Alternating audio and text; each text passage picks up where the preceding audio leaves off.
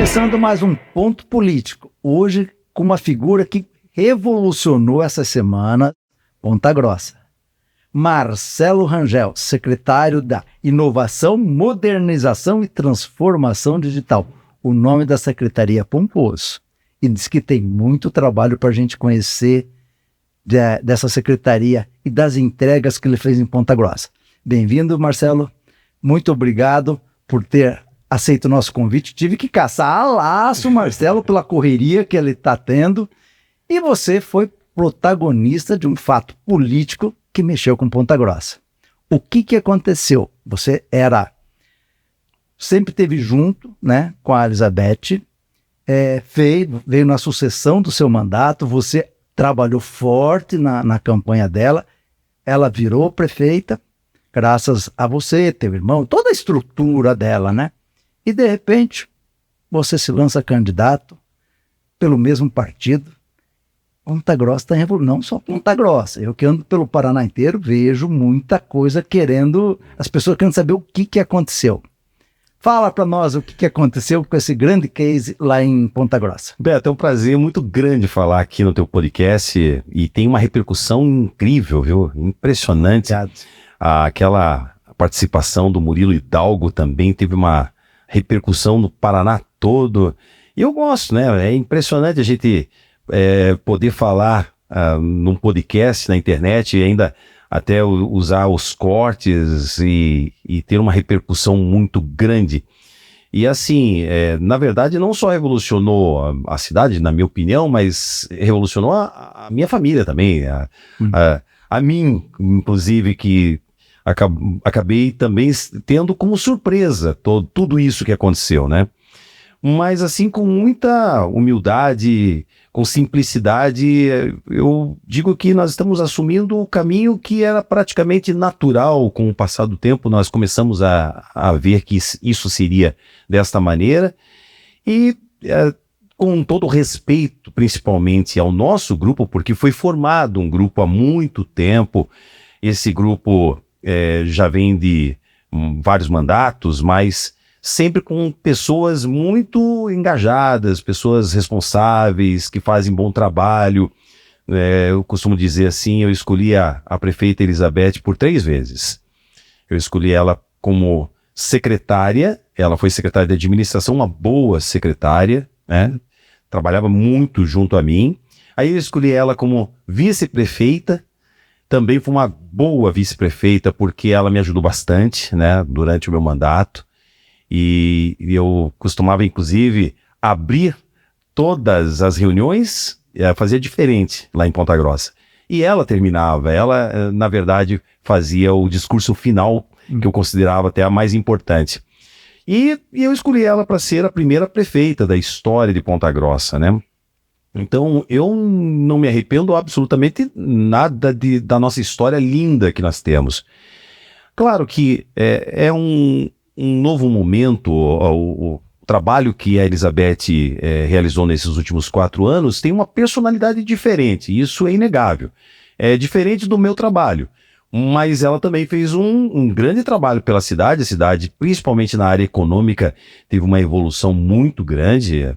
Na minha época, nós tínhamos um orçamento de 450 milhões, estava entre as cidades mais endividadas do Brasil, era a segunda cidade com a maior dívida, inclusive em precatórios do país. Tínhamos uma dívida de 160 milhões na época, e hoje a cidade está batendo 2 bilhões, tudo por conta da industrialização, o comércio que realmente mudou, a construção civil, ou seja, a cidade se transformou. Então é uma crescente, é um trabalho de uma grande equipe.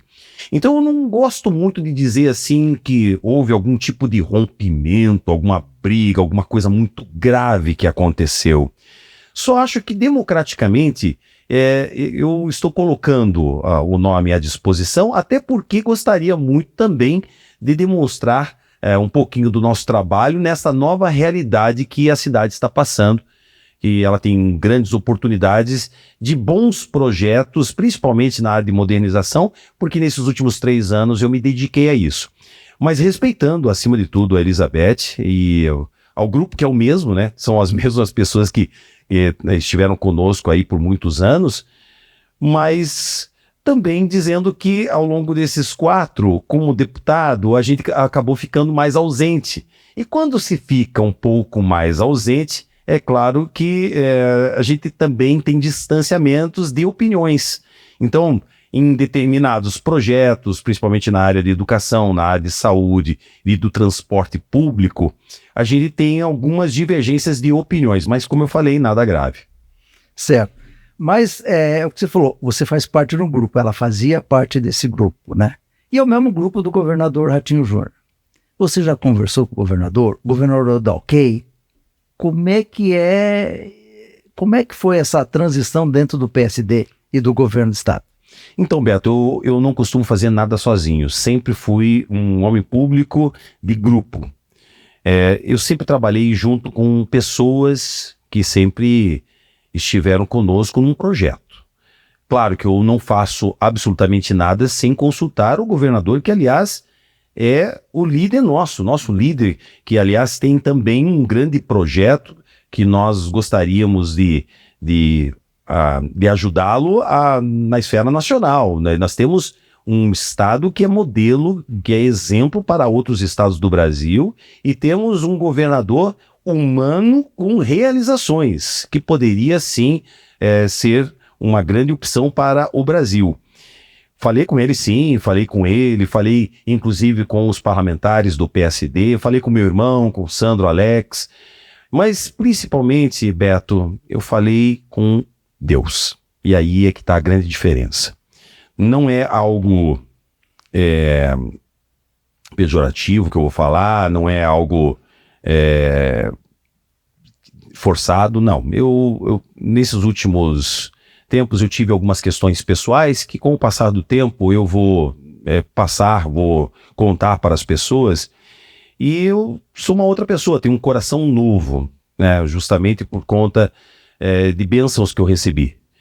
E nessas bênçãos eu simplesmente me coloquei como um servidor, acima de tudo, de Deus, para que eu possa ajudar de alguma maneira pessoas com as minhas ideias, com a minha experiência, com a minha maturidade, e isso mexeu muito na minha família, sabe? Nós tivemos uma questão que fez com que eu tivesse também decisões bem difíceis, né? Momentos bem difíceis na minha vida, e decisões que acabaram sendo assim mais fortes do que até mesmo as minhas primeiras vontades. Eu sou secretário de Estado. A Secretaria de Inovação é, sem dúvida nenhuma, a secretaria mais bela, mais fantástica. Eu nem imaginava o quanto a Secretaria de Inovação poderia ser transformadora para a vida das pessoas. Nós temos projetos gigantes para o estado do Paraná. Em um ano, nós fizemos investimentos na ordem de 60 milhões, agora nós teremos 100 milhões de investimentos em todo o ecossistema de inovação do estado, não só na capital, mas principalmente no interior. E isso me fez ser uma pessoa realizada, porque ser secretário de inovação é ser um pouco prefeito também de todo o estado do Paraná, porque você trabalha em todas as áreas, em todos os setores de inovação. Mas você ser prefeito de uma cidade sem dúvida nenhuma, uma responsabilidade muito grande e que passa, inclusive disso, chega a ser uma missão divina, porque você transforma a vida das pessoas que mais precisam. Você está no dia a dia com as pessoas, você pode fazer imediato. Como secretário de Estado, você atende de forma geral, genérica, todo mundo, mas na cidade e o prefeito, o candidato a prefeito tem que ter o cara que conhece cada detalhe. Você já teve 2 gestões lá, as gestões você foi muito bem avaliado nessas gestões, assim como a Elizabeth, né? Também foi falar nisso. Todos os nomes citados aqui, ou que não foram citados, que quiserem um espaço, o programa está aberto, o podcast está aberto para todo mundo que for. Sempre falo isso cada vez que eu entrevisto alguém que está no meio político, o espaço está sempre aberto.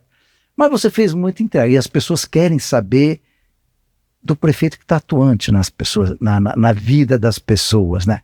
Mas nós já vamos falar nisso daí. Me diga uma coisa, eu sei que tem um grande projeto da tua secretaria, aqui para Curitiba, que vai revolucionar o Paraná. Ainda não foi lançado, sei que é uma coisa muito grandiosa. Pode comentar um pouquinho disso que está acontecendo? Posso, Beto, porque vai ser para nós uma grande honra poder anunciar um projeto que, na minha opinião, é o maior do Brasil. Nós estivemos em Portugal com o governador Ratinho Júnior para visitar todo o ecossistema ali daquela região de Lisboa e também de Porto, visitar também alguns outros ecossistemas que revolucionaram, inclusive, o setor lá na Europa. Nós temos o Vale do Silício nos Estados Unidos, que é muito famoso, mas na Europa o Tagus Park, a fábrica dos unicórnios, enfim, todo o ecossistema ali de Portugal está revolucionando o país. E quando nós voltamos de lá, nós voltamos decididos a fazer um investimento marcante para o estado do Paraná e principalmente para a cidade de Curitiba. Certamente vai ser o maior investimento do governo do estado na nossa capital, mas sem dúvida nenhuma o maior investimento em inovação do Brasil. Nós estamos falando de um ambiente com 100 mil metros quadrados, numa região privilegiada da nossa capital, sendo a matriz de todo o ecossistema do estado do Paraná. O Paraná é um estado privilegiado, é o número 1 do Brasil. Hoje nós estamos no ranking em primeiro lugar, segundo a Bright Cities, na inovação. Porque nós não temos inovação só em Curitiba, que é a cidade mais inteligente do mundo, né? Saiu agora lá em Barcelona, que é maravilhoso. Não é só Curitiba. Nós temos as outras grandes cidades, que também são exemplos, Londrina, Maringá, Cascavel, Ponta Grossa, Guarapuava, que tem também um ecossistema absurdamente espetacular, parece coisa de outro mundo, Toledo, Pato Branco, que é a capital tecnológica hoje, Pato Branco, cresceu demais por conta da inovação e da tecnologia, e Foz do Iguaçu, até Cianorte, constituindo também o seu ecossistema, Jacarezinho também tem repercussão até mesmo nacional. Ou seja, o Paraná, ele conseguiu espalhar tecnologia em todo o seu território, por conta das universidades também, né? Nós temos 7 universidades, os outros estados não têm o que nós temos. Então, isso ficou muito forte para esse setor. É claro que ter uma matriz, um ecossistema geral do estado é fantástico. E é por isso que nós vamos lançar o Vale das Araucárias, o ecossistema geral, onde estará o Vale do Pinhão, o Vale dos Trilhos de Ponta Grossa, onde nós teremos lá a área 43 de Londrina, nós vamos ter o Iguaçu Vale, enfim, todos os ecossistemas do Paraná estarão dentro do Vale das Araucárias paranaense e dentro de um ecossistema gigante, muito maior do que todos os maiores ecossistemas, inclusive como Cubo, como o do Caldeira, Instituto Caldeira lá do Rio Grande do Sul e até mesmo de Recife. Nós teremos um espaço que certamente vai abrigar não só os unicórnios, as grandes big techs do mundo, tudo aqui no estado do Paraná. Vai ser realmente uma grande revolução que o governador Ratinho Júnior vai anunciar nos próximos dias. Tem data já marcada? Dia 20. 20? Dia 20 agora, de março, inclusive na abertura do Smart Cities. O Smart Cities é um evento de cidades inteligentes que a cidade de Curitiba sediou aqui já por vários anos.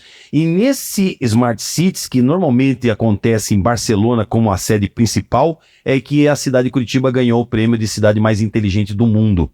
Então aqui nós estamos lançando também o maior ecossistema, né, um maior investimento também. Eu tenho os valores, mas vou deixar ao governador esse grande anúncio. Mas sem dúvida nenhuma vai ter uma repercussão nacional pelo investimento que nós vamos fazer. Teremos um Paraná altamente tecnológico? Sim, porque o Paraná, inclusive, oferece benefícios para quem se estabelece aqui. O ICMS tecnológico, que será também anunciado pelo governador, tem diferimento de ICMS para empresas de tecnologia. E eu estou falando aqui de um diferimento, de um benefício absurdo, muito maior do que qualquer outro estado. Nós temos qualificação. O Paraná está qualificando 500 mil estudantes na rede pública estadual em cursos de programação. Nenhum estado faz isso. Nós temos dinheiro vivo para startups. Nós lançamos o Paraná Anjo Inovador, 40 milhões, dinheiro vivo, 250 mil para cada startup que passar pelo crivo dos nossos técnicos, o crivo de avaliação, mas é 250 mil para startup para começar a fazer investimento em equipamentos, em estrutura, em qualificação, que nós estaremos agora também lançando no próximo mês. Nós temos também os ecossistemas regionais, também investimento de 40 milhões. Temos as agências de inovação em cidades pequenininhas, que são os investimentos de R$300 mil em cada cidade. Isso precisa. Tem muita coisa, né? Exatamente. O governador precisa botar isso no ar, fazer por campanhas, porque o que está acontecendo, muita gente não sabe. Verdade. A parte de tecnologia, e isso é agora e o futuro cada vez mais, né? Mas vamos falar uma coisa. Você fez muitas entregas para Ponta Grossa. Você, o Sandro Alex, o conjunto, o governo como um todo, mas capitaneado por você e pelo Sandro Alex, levou muita empresa, levou muita coisa para Ponta Grossa. O que você, dentro de toda, não dá, se a gente for falar de tudo que vocês fizeram lá em Ponta Grossa, nós vamos passar o dia falando. O que você acha mais importante? O que aconteceu em Ponta Grossa que você, o governador, levaram para lá? Educação. Educação. Acima de tudo que foi realizado, a educação foi a prioridade total do nosso governo. Por quê, Beto? Eu não tinha dinheiro. A cidade de Ponta Grossa tinha um orçamento de 400 e poucos milhões. Na época, em 2013, do mesmo tamanho que Maringá tinha um orçamento de 1 bilhão e 200. Então nós não tínhamos dinheiro para comprar um banco de praça. Não tinha dinheiro para nada. Mas na educação tem 25%. Aí tem que investir. Aí nós tínhamos o dinheiro da educação e nós focamos. Se a gente só pode fazer investimento na educação, o resto não tinha que deixar para depois, para melhorar a cidade, vamos focar na educação em tempo integral. E aí nós começamos a abrir as escolas em tempo integral, começamos a arrecadar mais, porque vem mais recursos, né, do governo federal para as escolas integrais, e aí fomos inaugurando escolas. Nós inauguramos 84 escolas no nosso governo, todas em tempo integral. E aí começou a ter uma verdadeira revolução, porque nós focamos na qualificação dos professores, que a profissão mais bonita é a profissão de professor, mas é a mais difícil, porque o professor ele precisa se qualificar todos os dias, o mundo está mudando. Então ele precisa estudar, e a qualificação que nós fizemos dava direito a melhor reconhecimento, até mesmo salarial. Então os professores, eles se qualificavam, ficavam felizes, ofereciam melhor qualidade de ensino para os alunos e, ao mesmo tempo, os nossos estudantes começavam a ter desempenho muito superior a qualquer outra cidade. Então, foi muito focado na educação. Só que a educação, infelizmente no Brasil, ela não tem o devido reconhecimento, não dá voto, do jeito que deveria dar. Porque a educação tem que ser em primeiro lugar. Lá na Coreia, que eu conheci muito bem, inclusive eu copiei da Coreia, eu fui para a Coreia 2 vezes e eu trouxe o sistema da Coreia para Ponta Grossa. A Coreia é o seguinte, a prioridade número 1 do país é a educação, a de número 2 é a inovação. Diferente do Brasil, se você fizer uma pesquisa aqui e perguntar para a população do Brasil qual é o principal, vai dar saúde em primeiro lugar. E que realmente é a importantíssima saúde. Porém, a saúde, ela está dentro da inovação também, porque hoje você, trabalhando com tecnologia, você está transformando também o atendimento da saúde. Mas a educação lá na Coreia é primeiro lugar sempre, porque você qualifica as pessoas, você transforma a sua cidade, transforma um país através da educação, e até mesmo tem uma história bem interessante. Você valoriza até as cidades, os ambientes, os bairros onde tem escolas melhor classificadas, são os bairros mais bem avaliados lá na Coreia, lá em Seul. Então aquilo mexeu muito comigo. Eu falei assim, sabe uma coisa, nós vamos fazer isso, vamos começar pela educação, porque se tiver merenda de qualidade, os alunos eles passam a ter uma qualidade de vida melhor, ficam menos doentes. Nós tínhamos o atendimento infantil em Ponta Grossa, batia recordes, era o maior do Paraná. Com a educação em tempo integral, começou a diminuir o atendimento na saúde. E assim por diante. Agora, claro, né, eu sou conhecido, se você fizer também uma pesquisa em Ponta Grossa, pelo pelas obras que nós realizamos, as pessoas vão falar do asfalto, vão falar principalmente do Lago de Olarias. Tá muito bonito. Pois é, então essas coisas que normalmente ficam registradas, mas tudo aconteceu por conta da educação, da industrialização, porque nós levamos as multinacionais, porque a cidade de Ponta Grossa é uma cidade que vive muito perto de Curitiba, então ela tinha uma dificuldade muito grande com o comércio. O comércio de Ponta Grossa era o pior comércio entre as grandes cidades, porque as pessoas compravam em Curitiba, nos shoppings de Curitiba, uma hora você está aqui. E o que aconteceu? Nós começamos a investir ali na construção civil, abrimos espaço para os grandes prédios e as grandes construtoras, inclusive tem lá o maior edifício do Paraná, está agora em Ponta Grossa.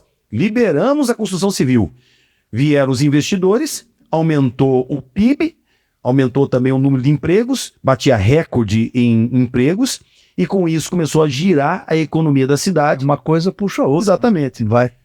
E aí hoje a cidade é rica, hoje tem um orçamento de 2 bi.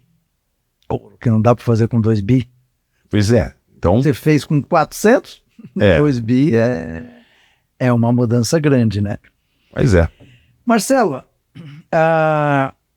você falou do que você fez, a gente falou das coisas que o governo levou para lá, mas não ficou bem alinhavado o que aconteceu que você quer ser candidato. Você não brigou com a prefeita. São do mesmo grupo, né? Não. Na verdade, assim... Até porque eu conheço você já há algum tempo, é difícil brigar com você. E isso é uma coisa bem interessante, um pouco da minha personalidade. Eu faço críticas muitas vezes, mas as minhas críticas são sempre construtivas. Eu sempre faço o seguinte, assim, se é para criticar alguma coisa, tenho que dizer qual a minha opinião, que como eu faria diferente. Se eu não estou gostando disso, eu faria desta maneira. Com relação à Elisa, eu acho que foi um distanciamento, até porque eu não interferi no trabalho da Elizabeth. Eu nunca liguei para a Elizabeth, olha, mude uma rua, faça isso, até porque é indelicado e antiético fazer isso. Ela é a prefeita, ela tinha liberdade, independência total. Claro que eu tive uma situação que eu até falei para ela, olha, eu tinha um programa chamado PAI, Pronto Atendimento Infantil, porque nós tínhamos uma mortalidade infantil muito alta em 2012. E nós criamos o PAI, que era o atendimento por 24 horas e tudo mais. E isso não aconteceu mais. Foi desativado. E eu não gosto quando desativa-se programas de outros prefeitos, porque eu não desativei de nenhum outro prefeito, até de prefeitos que não eram do meu grupo, que até são críticos a mim. Porque eu acho que é um respeito principalmente aos eleitores, de todo mundo. Se chegou a ser prefeito, é porque os eleitores escolheram aquela pessoa para representar. E aquele projeto. Então, eu trouxe todos os projetos dos outros prefeitos e continuei, todos eles. Então, alguns projetos, o nosso aeroporto, por exemplo, é um aeroporto que foi uma conquista muito grande para nós e muito difícil. Nós tínhamos 3 voos diários. Nós tínhamos voo para Congonhas, nós tínhamos voos para Campinas, nós tínhamos voo para Foz do Iguaçu. Eu gostaria muito de resgatar tudo isso, porque ficou um pouco de lado. Não é nada grave, mas a minha personalidade é mais focada na questão industrial, na questão econômica e de oportunidades para jovens, de emprego. Então, isso distanciou um pouco o nosso relacionamento. Mas eu até falo, Beto, eu gostaria muito de ter a prefeita junto conosco, não há problema nenhum. Pelo contrário, né? Eu acho que ela teve um grande trabalho na cidade, mas eu penso assim, gostaria também de demonstrar um pouco do nosso novo trabalho, desse novo Marcelo que acabou nascendo aí nesses últimos 20 ou 30 dias, como eu falei para você, que ainda não posso revelar, mas nesses últimos 30 dias eu sou uma outra pessoa, por conta de questões familiares, questões pessoais, e que mudaram muito o meu jeito de ver o mundo. Ótimo. Marcelo, como eu falei no começo, né, você fala bastante, e nós podemos ficar horas e horas, porque você tem muita novidade para contar. Vamos ter que talvez mais tarde fazer um outro programa explicando um pouco melhor todas essas entregas, tudo que está acontecendo no governo. E você falou que você mudou.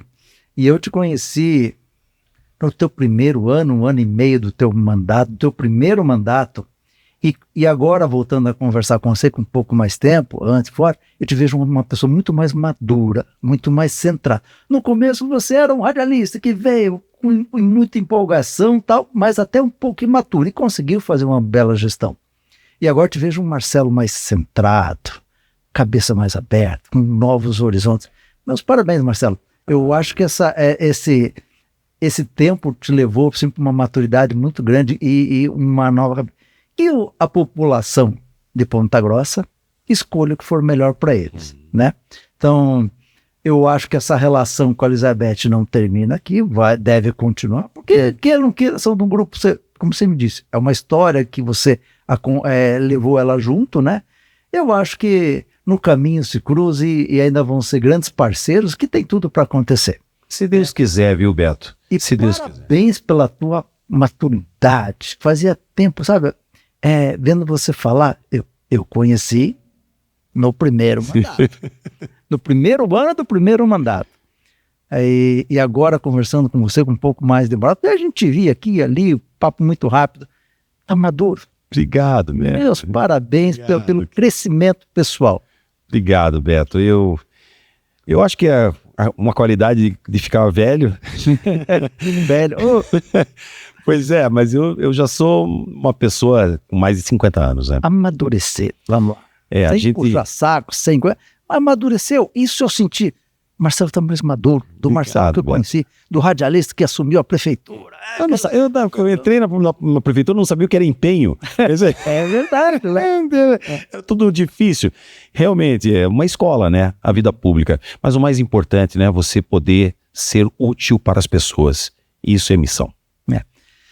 E encerrando, quero deixar as últimas palavras, que eu não vou perder o encerramento com o Marcelo Rangel.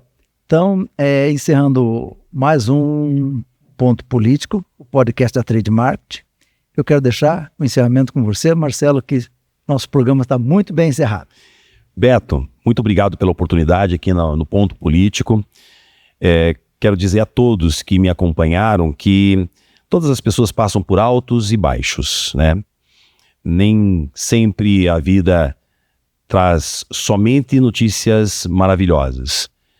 No meio das notícias ruins que todos acabam tendo algum dia, existem ensinamentos. Esses ensinamentos são divinos. Eu recebi o ensinamento de Deus. Sou uma pessoa temente a Deus, sou uma pessoa que testemunhou milagres na minha vida, na vida da minha família, e eu preciso retribuir de alguma maneira. Se eu puder retribuir com o meu trabalho, com um pouquinho do que eu aprendi ao longo dos anos e também pedindo desculpas pelos meus erros e evitando errar novamente, se isso eu fiz, eu vou servir a Deus. E servindo a Deus, eu estarei ajudando as pessoas.